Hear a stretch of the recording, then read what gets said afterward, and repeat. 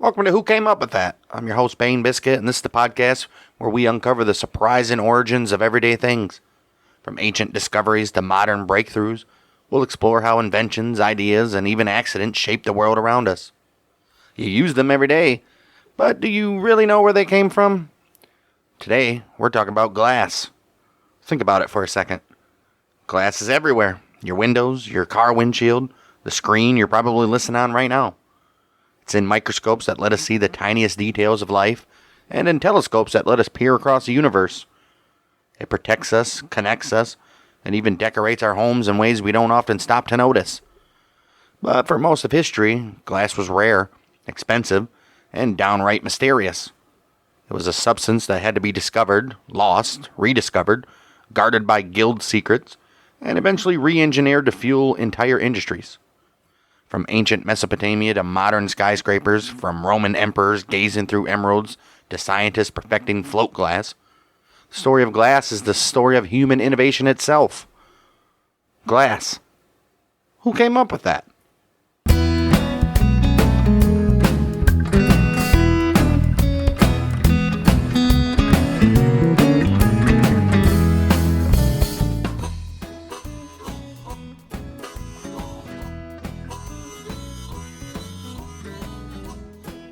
Alright, so picture this. Long before anyone was sipping wine out of a crystal goblet, or staring through a skyscraper window, or smashing a bottle of champagnes on a ship's bow, humans, they were already messing around with glass. But not the kind you're thinking of. Nature, they actually gave us glass first. Volcanic glass. Better known as obsidian, it was the first Stone Age multi-tool. It's sharp, shiny, and people all over the world figured out they could chip it into blades, knives, and arrowheads. The stuff was so useful, and so rare in certain places, that it became a hot commodity for trade. If you had obsidian, you had power. But here's where things really start to shift. Instead of just taking glass that nature gave us, humans, they decided, we can make our own. Archaeologists believe the first true glass, man-made, intentional glass, it popped up somewhere along the coast of northern Syria, Mesopotamia, or even ancient Egypt. We're talking as far back as the 21st century BC. One lump of glass was found in Eridu, Iraq. It actually dates to that time, around the Akkadian Empire or the early Year 3 period. And it wasn't just clear glass. This particular piece was bright blue. That was thanks to cobalt, and the style became known as Egyptian blue. And here's the kicker. We see it in Eridu even before Egypt itself really takes off as a glass-making hub. Now Egypt does end up stealing the show, though, mostly because the dry climate is basically a giant preservation vault. A lot of the earliest well-studied glass comes from Egyptian sites, but that doesn't mean it was all Egyptian-made. Some of it was even imported. And the first glass objects people were making? Beads. Simple, small, colorful beads. These showed up around the mid-3rd millennium BC, and they may have been happy accidents. Imagine a metal worker smelting something, slag forms, and boom, there's this glossy little bead. Another theory is they came out of faience production. Faience was kind of a proto-glass, a glazed ceramic material that used similar techniques. But by the late Bronze Age, things were heating up, literally. Egypt and Western Asia, they started cranking out glass technology. The finds from this time are wild. Colored ingots, vessels that mimic semi-precious stones, and of course more beads. They weren't just making glass, they were styling it.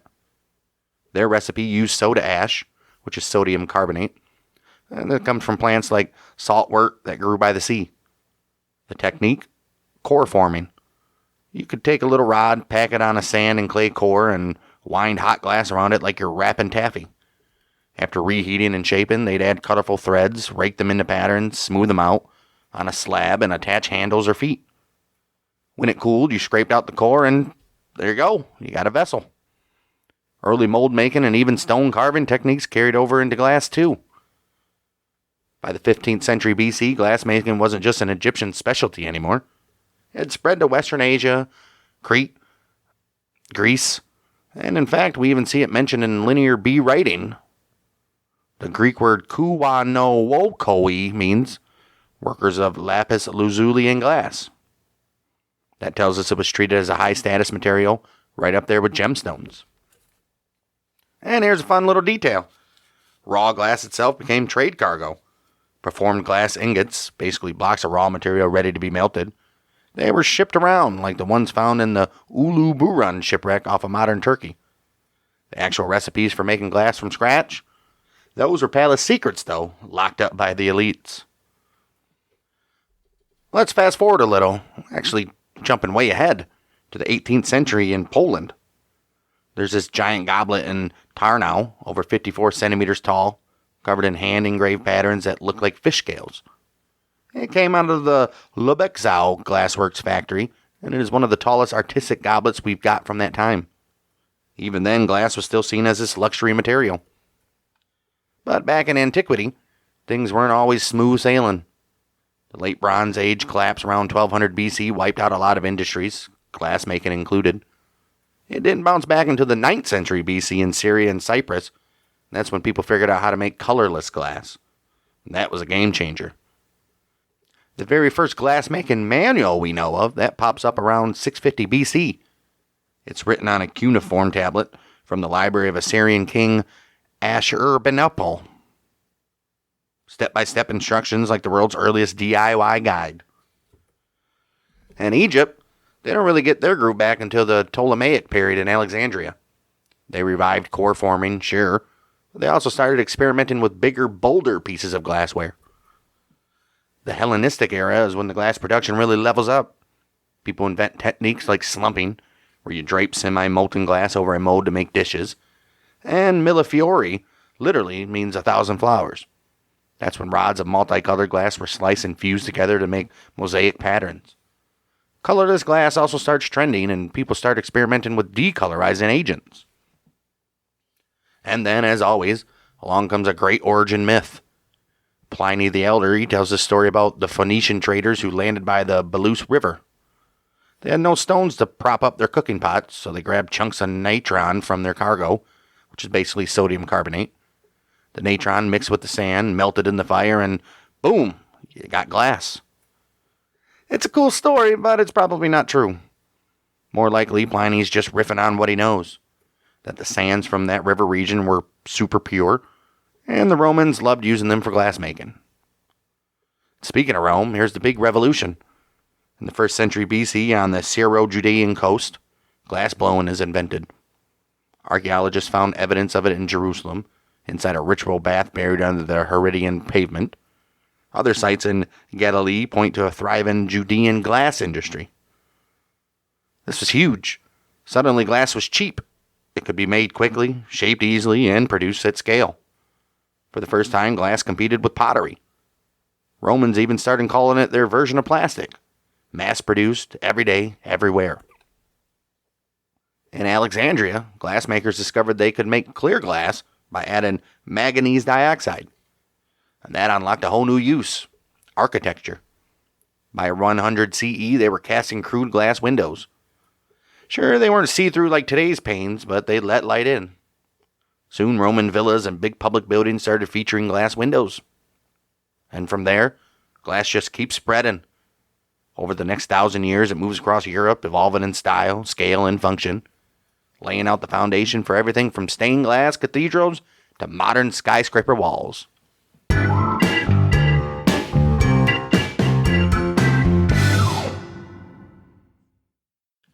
Alright, so we've talked about the birth of glass in Mesopotamia and Egypt. But here's the thing, like we said, it didn't stay put. It spread everywhere.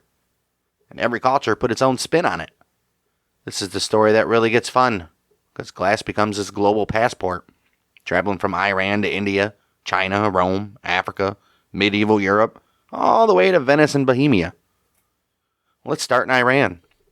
The first Persian glass shows up as beads from the late Bronze Age around 1600 BC. Archaeologists actually discovered these during digs at the Dinka Tepe, led by Charles Burney. A little later, French archaeologists at Choga Zanbil, they found glass tubes from the Middle Elamite period. But by the Iron Age, mosaic glass cups appear at sites like the Tepe Hasanlu and the Marlik Tepe in northern Iran as well. These cups look strikingly similar to Mesopotamian designs, And similar cups turn up in Susa during the late Elamite period. Fast forward in a bit to the Achaemenid period. Here, archaeologists find glass tubes filled with coal, the ancient eyeliner, KOHL. Most glass vessels from this time were pretty plain, usually colorless. But styles changed, and the glass vessels start showing off local Persian motifs, blending outside influence with homegrown flair. Now let's move over to the Levant and Anatolia. In Turkey, archaeologists uncovered a glass-making crucible during excavations between 2011 and 14. Now this discovery, it's a big deal. It's the earliest known glass-making evidence in the Syro-Levantine zone. In fact, it's as early as, or maybe even earlier than, Egypt's 14th century BC glass production. That means glass-making wasn't just an Egyptian monopoly. Other regions were in on it too. Now this industry may have ties to the kingdom of Mitanni, which matches up with the ancient cuneiform tablets that describe glassmaking in this region. And in central Turkey, archaeologists found a glass bottle fragment dating to about 1600 BC. What's unusual is how large it is compared to the other Mesopotamian bottles of the same era. It suggests Anatolia may have had its own glass production center. Next stop is India. Glass shows up in India as early as the Chalcolithic period. In Hastinapur, archaeologists uncovered traces, but the earliest solid find is a brown glass bead from Harappa, dating to 1700 BC. That makes it the first evidence of glass in all of South Asia. Later discoveries from 600 to 300 BC include glass in a bunch of colors. Ancient texts around that time even mention glass, which means people knew about it in the early 1st millennium BC. By the 5th century BC, glass objects show up in places like Bede, Sirkop, and Surskuk. But the real explosion comes at Taxila in the 3rd century BC. Excavations there uncovered bangles, beads, small vessels, and even tiles in massive quantities. This is the first unmistakable sign that glass was widespread in India. Techniques likely came from Western Asia, but India put its own stamp on it. In fact, the site of Kopia in Uttar Pradesh is the earliest known Indian glassmaking center, with finds dating from the 7th century BC to the 2nd century CE. The chemistry of this glass is totally different from Babylonian, Roman, or Chinese samples, which means it was produced locally. By the 1st century CE, glass is everywhere in India. Ornaments, casings, jewelry. Contact with the Greco-Roman world introduced new styles, and Indian artisans became masters of molding, coloring, and decorating glass. They even made short cylinders of composite glass, sometimes a lemon yellow base layered with green glass on top. Talk about fancy. Let's head over to China now. Here's something surprising. Glass didn't play a starring role in China the way it did in Egypt or Rome. Ceramics and metal were the celebrities over there, while glass was more of a side character. The earliest Chinese glass dates to the Warring States period from 475 to 221 BC. It's rare and scattered across sites. Imported glass beads show up in the early 5th century BC, probably from the Mediterranean, and that kick-starts local production. These early Chinese beads often mimic polychrome eye beads from abroad.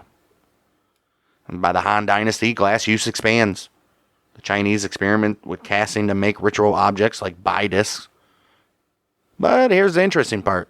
Their glass chemistry is completely different. Instead of soda, lime, silica like in the West, Chinese glass is loaded with barium oxide and lead. After the Han Dynasty around 220 CE, that lead, barium tradition declines. Glass production slows until it picks back up in the 4th and 5th centuries. By then, literary sources also start describing glassmaking again. Now, you can't talk about glass without talking about Rome, can you? The Roman glass grew out of Hellenistic traditions. Brightly colored, cast vessels, they were their specialty. Glass was everywhere. Homes, graves, workshops. They used it mostly for vessels, but also for mosaic tiles and windows. The real breakthrough came in the 1st century CE with glass blowing. Suddenly, colorless or aqua glass dominates, and mass production takes off. Alexandria becomes the glass capital, producing raw glass in huge amounts. By the end of that century, glass isn't rare anymore. It's in kitchens, taverns, and bathhouses all across the Roman Empire. Well, meanwhile in Africa, glass wasn't just imported, it was made locally as well.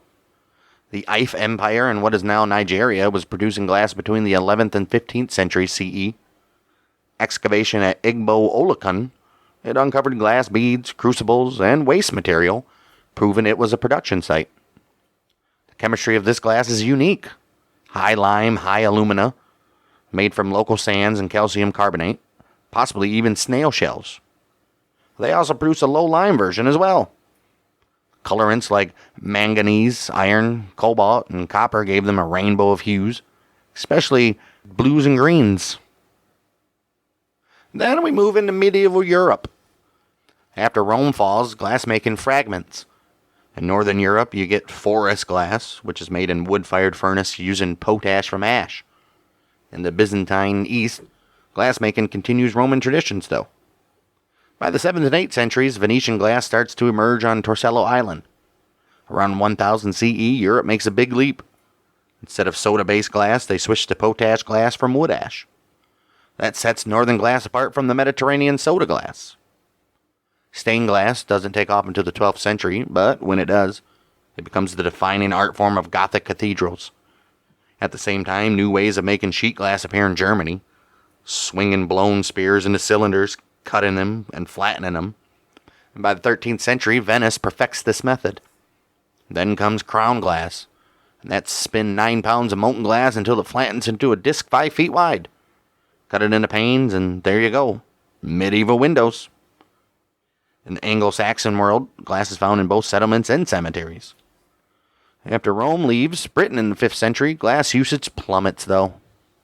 Early Anglo-Saxon graves include beads and vessels, but by the late 7th century, Christian burial practices mean fewer grave goods, so we find less glass. What does turn up is window glass, especially in churches and monasteries. Anglo-Saxons, they also use glass in jewelry, sometimes as enamel or cut in sets. And now it's on to the superstar, Murano, Italy. By the 14th century, Murano becomes the hub of luxury glassmaking. Venetian glassmakers developed techniques so good their products were unmatched. The secret? Local quartz pebbles that were almost pure silica ground into sand, then combined with soda ash imported from the Levant. They mastered coloring too, mixing natural agents to make brilliant hues, even black glass called obsidianus. Some pieces were dyed so dark they revealed their true color only when light passed through. Venice's glassmakers got so powerful that in 1291, the Republic ordered all furnaces moved to Murano, partly to prevent fires, partly to keep the secrets close. Glassmakers were celebrities, but also prisoners of their craft. They weren't allowed to leave Venice, though some snuck away to spread the art to other countries. And finally, we can't forget Bohemia. Starting in the 13th century, Bohemia, modern-day Czech Republic, they developed their own crystal glass tradition. Excavations show sites from around 1250 in the Lusatian Mountains. Later centers like Skalice, Kameniki Sanov, and Novi Bor, they kept the industry alive for centuries. Bohemia became famous in the Baroque era, from 1685 to 1750, and that was for its ornate high-style glass. One craftsman, Caspar Lehmann, who worked for Emperor Rudolf II in Prague, even adapted gemstone engraving techniques to glass, carving delicate designs with copper and bronze wheels.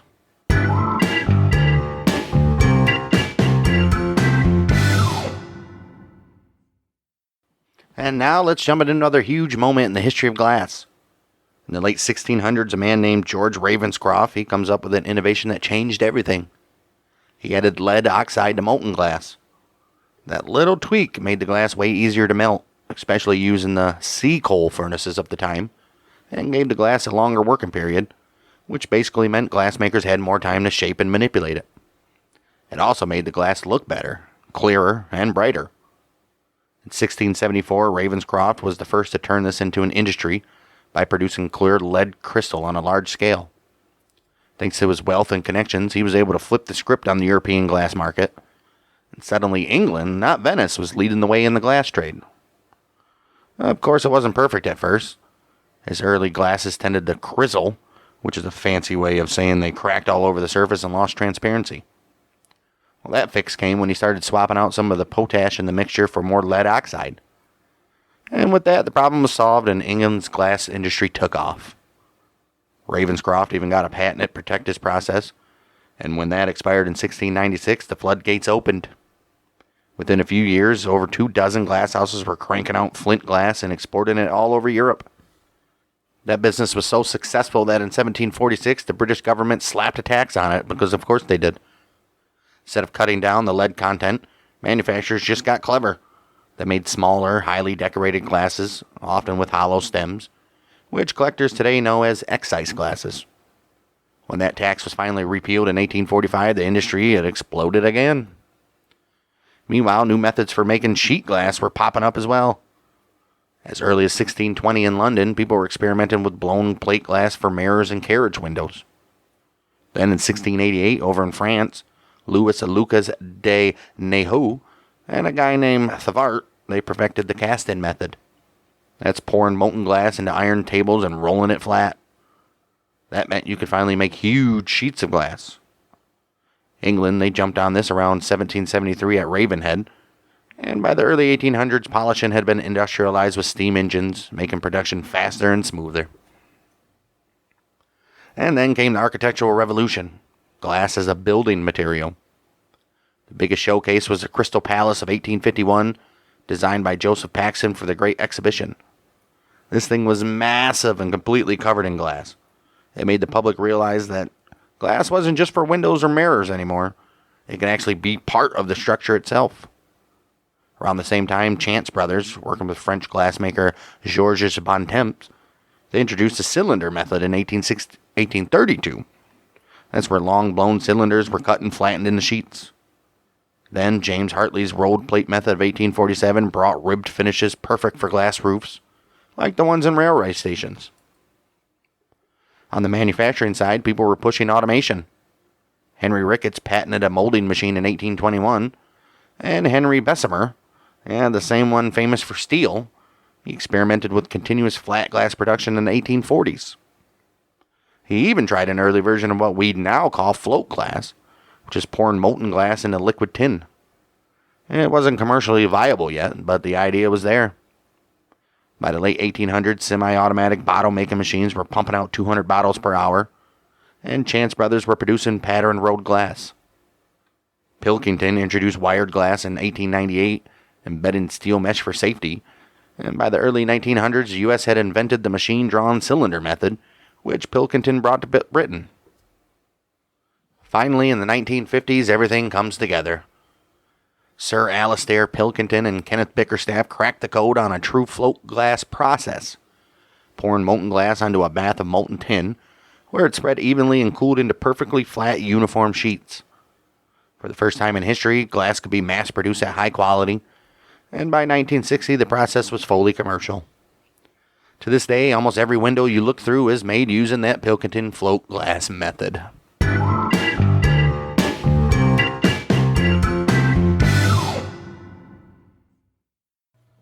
So we saw glass go from something rare and mysterious in ancient Mesopotamia and Egypt, to a tool of science and beauty in the Roman world, to a guarded art form in medieval Venice. We followed it into the age of crystal and industry, when clearer, stronger glass reshaped how people lived, built, and saw the world. And we ended with modern innovations like float glass. That's the kind that makes skyscrapers, car windshields, and smartphone screens possible. And the story's not finished. Scientists are already experimenting with bendable glass, smart glass that can change opacity on demand, and medical glass that can actually help heal bones. The future of glass may be just as transformative as its past. So the next time you tap your phone screen, look through a window, or walk past a city skyline, just remember, you're looking through thousands and thousands of years of history. And that's going to do it for this episode of Who Came Up With That? I'm Bang Biscuit, and don't forget to like, subscribe, share with your friends. And we'll see you next week with another story hiding in plain sight.